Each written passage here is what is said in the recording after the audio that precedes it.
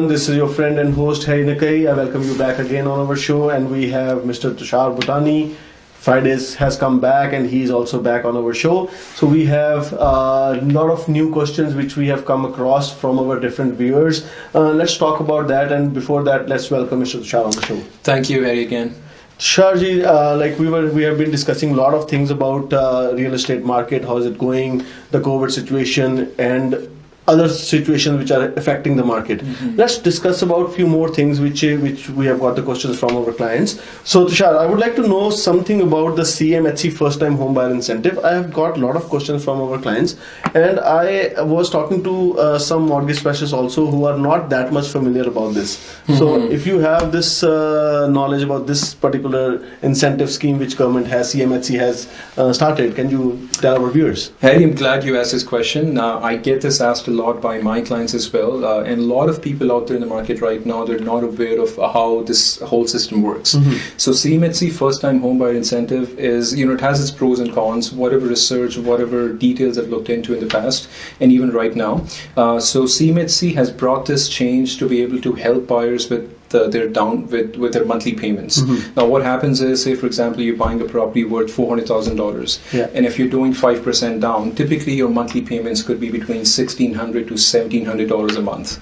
Right now what CMHC is saying is, if you're buying a brand new place, they would top your down payment by up to 10%. Okay. And if you're buying a resale house, they'll top it up by about 5%. Now it's up to 5 and up to 10%. Now this does not mean that you're getting full 10% by CMHC or 5% from CMHC. They're actually going to kind of do their stuff and kind of see if there is a way they can actually top it up by 5-10% or not. Okay. Right. So now in that process, what it does is it brings your monthly payments come down a bit. Okay. Right. Yeah. So instead of paying $1,700 a month, you could be down to about maybe $1,550, $1,600 a month. Right. So it's for only first-time home buyers, and it's more to do so with lowering down your monthly payments. But you know what the downside is? I keep talking about this day in and out with a lot of my clients, and I say, well, keep in mind the money that they're giving you, yes, is interest free. You don't have to pay any interest on it, and you don't have to pay it back right away. You have about 25 years to pay this amount back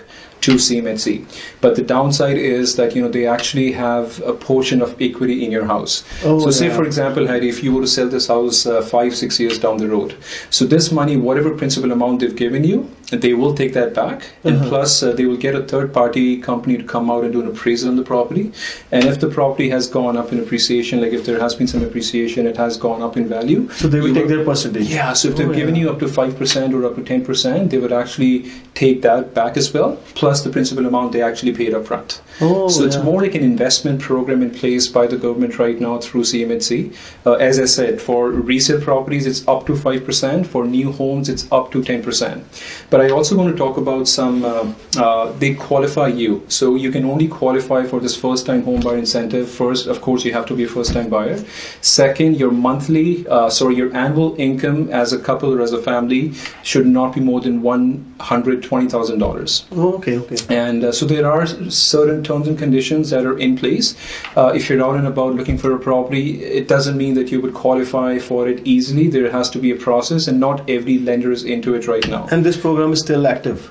It is still active. Yeah. There are still some lenders, and I've had my own clients as well who have taken this incentive, yes, from lenders. It definitely helps. Pros and cons. Just make sure you do your research and talk to your broker, talk to your realtor, just so you know exactly what I'm getting into and what way it can help me, and if this is something really something that I should be getting into or not.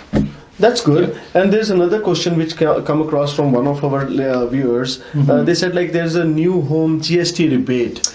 Yes. So there is something like that. Is it linked with CMHC something, or is it totally separate? It's not linked, Harry, but of course it is. There is a new housing GST rebate. Now when it says new housing, of course when you buy a brand new house, you don't have to pay GST, right? Every new house that you're buying out in the market, so when a builder or when a realtor, when a salesperson at the show home, when they give you a certain price, GST is included in that price. Yes. All the time, right? Now what that means is, of course, builder is paying GST out their own pocket. Builder is paying, or a seller in that in that regard is paying the GST out of their own profit or whatever margins they have when they're selling the place, they're actually paying that out of their own pocket, right? So is the builder getting that GST rebate? Because some builders get that GST rebate, or is the customer getting the rebate? See, typically, of course, me as a buyer or anybody for that matter, if you go out and about looking for a property for yourself, you do qualify for a new housing GST rebate, which typically is about 36% of the 5% GST, and it does cap at about $8,500. So whichever is less, $8,500 or 36% of GST. Okay. So typically, yes, I mean, when we buy a property, we are basically by CRA, we have that, we get that 36% GST back. We don't get it, we have to apply for it. But a lot of times builders, when they sell these homes, they would get an agreement signed by the buyers saying that you will give access to the builder to claim that GST rebate on their behalf. So that money, whatever that portion is, 5,000, 6,000, 7,000, it actually goes back to the builder, not to the buyer. Now the reasoning behind that is, like, the builder says, well, whatever discount we're giving you on the property, we just want to make it up. Whatever we can recover back from as an incentive from CRA or from the government, if you're getting any, or if you do qualify for any incentive with regards to GST, we as builders should be the ones getting it back, because we discount the property and we're the ones actually paying the GST on the house. Absolutely. So in most of the cases, 99% times I've seen, when you buy a brand new house, in the builder contract or in the RECA, the area contract that we do as realtors, there's a Schedule A, there's a Schedule B that we attach to an agreement, which says in clear and it says in bold that any GST rebate, if you are applicable, will be assigned back to the builder. Yeah, absolutely. So there are so many questions which are pending, and we will be discussing the same with Tushar. But these questions are very important, because the buyer who is buying a property, even if you talk about this thing from a layman, or from, let's say you're talking about to me about it, I work with a builder. I don't know a lot of things about CMTC, what their regulations are, because this has to be done through the mortgage specialist or a realtor, right? Yes. And when you were talking about the GST rebate, there's another question which come up was refundable landscape deposit. So builder, most of the times it is not the builder, but I think it's the developer who's taking the holding that landscaping deposit. So can you give some light on that as well? Yes, another great question, Harry. A lot of times what happens is, when people buy brand new homes and when it comes time to close, when it comes time to go to their lawyer office, sign the documentation, and of course give them a draft for whatever the balance is on their down payment and the extra charges. I have seen a lot of times, even though I do explain it in the beginning, and of course in the whole process when we're at the show home signing paperwork, or in my office, or when we send stuff through DocuSign for signatures, there is a lot of confusion when it comes to refundable landscaping deposits. So most of the builders out in the market right now, when they build homes, depending on who the developer is, there are some developers, they're including the landscaping. In those cases, no landscaping deposit will apply. But as I said, 70 to 80% brand new homes that are getting built out, what I have experienced in the past, they will have some kind of a fee which is refundable, but you have to pay that on closing with your down payment and with your extras that you're actually paying at the lawyer's office. Now that landscaping deposit could be between $1,500 to $5,000, $7,000. All depends on what kind of a house you're buying and what neighborhood you're getting into.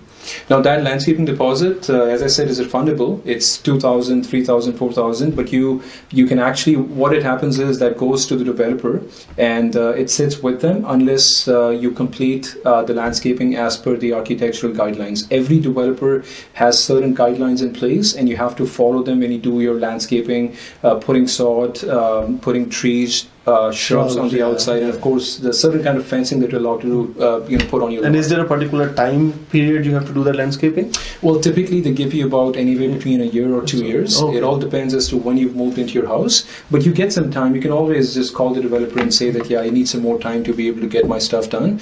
But in most of the cases, as soon as you do the landscaping yourself, you have to either click photos and send it to the developer, or you can call the developer and they will be sending an inspector out to your lot. They won't come inside your house, they don't have to, but they can be outside looking at it from the front, from the back, to make sure that you have followed the guidelines which were in place. And as soon as they prove that, you get that landscaping deposit back in your pocket, whatever amount you've paid up front on closing. That's great. So friends, first of all, I really thank you for sending these questions and asking these questions on our channel. And Tushar is there. His number is mentioned below. Please give a call to him and he will be glad to give you an answer on all the questions. As well as when we talk about buying a new house, Tushar, there was another question from one of our clients. About the colors, like there is a color selection which a customer can do, but in a new house. But let's say he's buying a spec house or an old house. I would like to know whether you can change the color. Is there a criteria to that? The color change can be done, or if the let's say it's a spec house, but if, as per I know, we cannot change the color. Is there a possibility or no? No, you're right, Harry. Like older homes, older neighborhoods, the ones that are matured, yes, you can actually change the color of your exterior door, garage door. You can actually take siding, vinyl siding out, and you can put it with you can replace it with stucco, or if you want to put some wood panels on. Older places, when you do renovations, you can do whatever you want on the outside. But yes, with brand new homes, when there are more spec homes involved, you know what? Every builder, when he goes about building homes in a certain neighborhood, they have an architectural deposit, which is similar to what a refundable landscaping deposit is, what we've just talked about. Now, that architectural deposit is paid by the builder to the developer, and the reason is that developer wants them to follow certain guidelines as to what all they can put on the exterior. And if the builder does not follow that, or if they change the colors at the request of a buyer, they can actually lose that deposit, what they've paid up front. And that deposit is usually more than what a landscaping deposit is. Architectural deposit could be anywhere between $7,000 to $10,000. It all depends, again, what neighborhood the builder is actually building in. A lot of times I've seen in the past, even though it's not right, but some builders out there would say, well, no, unless I get my money back from the developer, few years down the road, if you want to change it, if you want to repaint it, if you want to change a certain kind of material on the outside, you can, but wait until I get my deposit back from the developer. And no builder would like the fact that they forfeit that $7,500 or $10,000 for the simple reason that buyer moved in and on the second day they ended up coloring the front door, or they took something out from the outside and replaced it with their own colors. So the builders won't let that happen. Yeah. So if you remember, friends, we talked about the different kind of houses available in the market. Tushar has talked about the single family house, the detached garage, the duplexes, the townhouses. There was another question about the condo fee.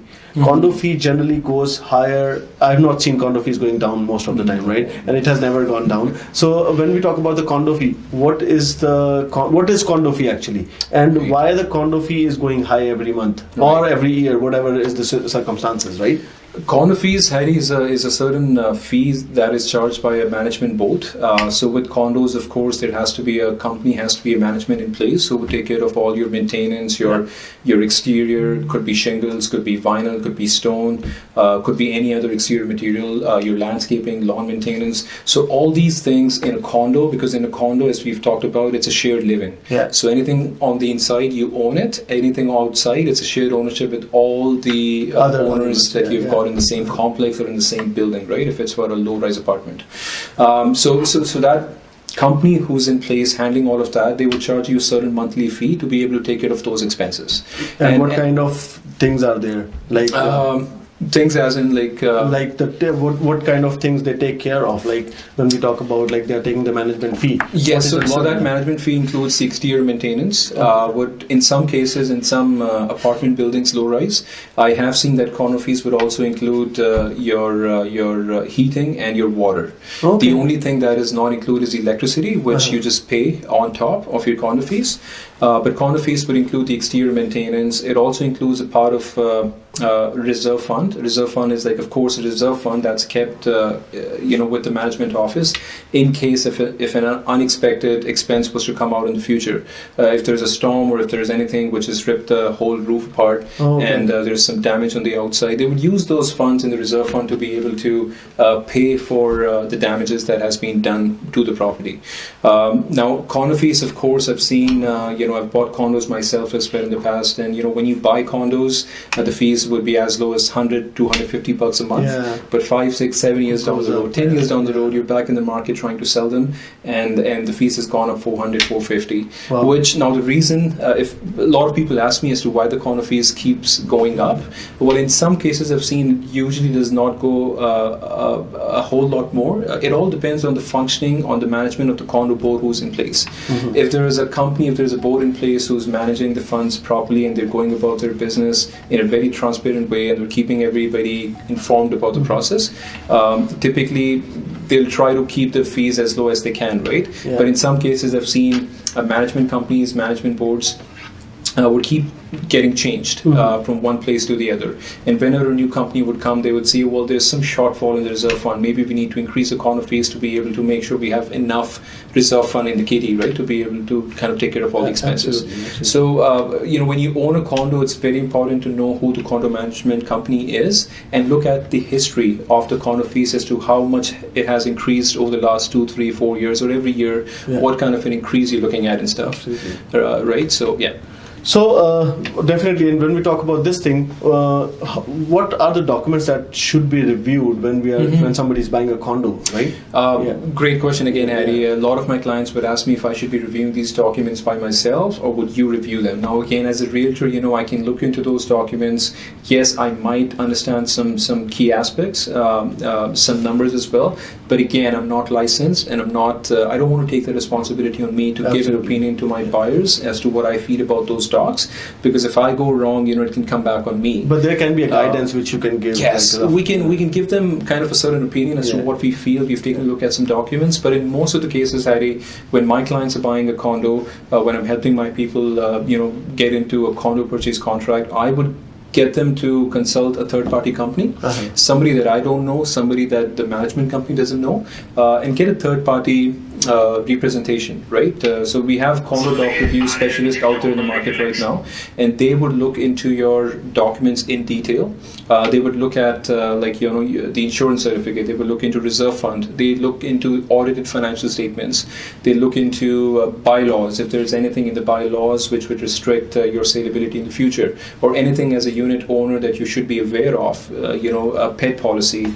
You look into a lot of the meeting minutes. So with condos, the board would usually have a meeting once every 3 months, once every 6 months, and once those meetings takes place, there should be some minutes out there from that meeting as to what was talked about and what they foresee coming in the next 6 months or a year. So those documents are very crucial, and a lot of times I would keep on saying the same thing to my clients that make sure you get them reviewed by a qualified person or a third-party company, or even if somebody who have done this thing in the past, make sure you get them to review these documents in detail so you get a proper reasoning as to what is involved. This is a good way to discuss this thing that Tushar, I've seen people are investing in condos. It's a good property, no doubt about it. Definitely the condo fees is going up, but you have a lot of other things to take care of. You don't have to remove the snow or cut the grass, and outside is taken care of by the management, so which is good thing. But when we talk about the growth of the property, tomorrow if somebody wants to resell it, do you think this is better, or do you think that, like, if from your point, because other people have these kind of things in mind, because do they want to buy a townhouse or a property with a condo fee, or they should buy something without a condo fee? In my opinion, that's just me. Don't take it in a way that I'm against condos. Well, everything sells in the market as long as you're in a good location, you have a good place that shows where it should sell. But in general, what I've seen, Harry, is that condos have pretty much less to no appreciation, especially in this market that we've seen in the last 4, 5, 6 years for that matter. Condos, there has been no appreciation. The fact that the condo fees would go higher, and what I have seen what I have seen right now, in fact, Heidi, is that buyers are getting more aware of the fact that what all is involved in a condo living. Where can they go wrong? What all things they have to keep in mind, and the fact that townhomes and triplex homes, fourplex homes, which have no condo fees, they've come so down in the price point that people, they're debating, well, should I be going for a condo where I can easily afford going for a triplex or a fourplex, which would have no condo fees and I have full control on my house? Condo fees is something that every mortgage broker, when you go and talk to your bank, they would usually add that payment in your qualification. They would say, fine, so as per your income, as per your expenses, as per your credit score, you qualify for this amount, but yes, we need to add condo fees as well. So instead of adding the condo fees, if you were to add like the same down payment, but if you were to go for a triplex, which is priced at about 300 or 320, you might be able to qualify for that as well, because you being qualified for, say, a $260,000 condo, plus you add the condo fees, your mortgage broker or your bank is looking at in a way that they're approving you for about 300 or 310. So in a way, it kind of works out the same, and that's the reason condo market has gone down every year. We see the numbers going down. The fact that people know exactly that, I can easily afford a triplex. I don't even have to settle down for a condo, right? Because condo fees has a big role to play. I'm not saying in any which way that condos don't sell. They do. They still do. If you're looking at a good place, a good location, downtown, central, people are primarily looking for condos, especially people who are over a certain age, like 45, 50. Yeah. They don't want to be dealing with snow cleaning or grass cutting or doing the lawn maintenance. For those people, I think it's perfect to be in a condo because they can be rest assured that all their stuff is taken care of, and all they have to take care is the inside stuff. And even if we talk about from the investment point of view, condos are pretty good because the rental market has gone up. Last year, if we see, the rental market is pretty high because most of the people are not qualifying for the mortgage. Yes, especially with the newer Cmtc rules, right? That's if a lot of buyers are getting affected, their buying power is coming down. And Cmtc, this is also a point which we should discuss about, that credit score, which is like the CMHC has put, like the credit score has to be more than 680 or something like that. Yes. What is that thing? Because I'm still not sure about, is it 680 or 690? It's 680, Eddie. Okay. So new Cmtc guidelines that came into effect July 1st. Now that's only CMHC who have brought upon these changes. So before, you could qualify for a mortgage with some exceptions depending on who the lender is. If your credit score was like 620, 625, you could still, there was a way to get approved, as long as your broker can get you some exceptions from the lender, as long as your other things are all good. But post July 1st, CMHC has come up with a new rule saying that one of you, if you're buying as a couple, one of the co-applicants or one of the applicants have to have a credit score of minimum 680. To be able to qualify, because if they don't have 680, if you're buying and you're a couple or you're three people on a purchase contract and none of you have a score of 680, you would not qualify and your file would just be rejected right away. So Tushar, thank you for answering all these important questions which we got from our clients. CMHC has a lot of things which are coming up and they are changing. I remember one of my clients recently had a problem. He has a good credit score. It was more than 700, and then it eventually his possession was near and the credit score went down. And so he is struggling about it. But anyways, we'll work on that thing. Any particular message, Tushar, you want to give to our clients? We've talked about a lot of good things in today's episode, right from like new Cmtc home incentive, and as I get a lot of my clients asking for it, and of course we've talked about the Gst rebate as well, because a lot of people out there in the market don't even know that they do qualify for a Gst rebate. It's just that builders don't let you have that. They'll basically get you to assign the Gst rebate back to the builder. So a lot of the key terms that we've talked about, just make sure you do your research, and I keep saying the same thing in every episode, that talk to your realtor if you have any questions, any doubts. That's what we're here for, and I would love to answer any of your questions. Give me a call. You have my contact details, my email, my website, my phone number. If there's any which way I can help, even on the buying side or selling side, I'll be more than happy to come by at your place, sit down with you, explain the whole process, and make the whole process as easy as I can for you. So friends, it's not only the entertaining show which we do, it's more of the informative show, especially with Tushar and professionals who are coming on the show. They have a lot of experience, lot of knowledge, and knowledge makes you perfect. That's what it is, right? So you have to update you every time. So definitely give a call, and I again thank Tushar for coming on our show, and next Friday we'll see him again. Thank you, Tushar, for coming. Perfect. Thanks, Harry, again.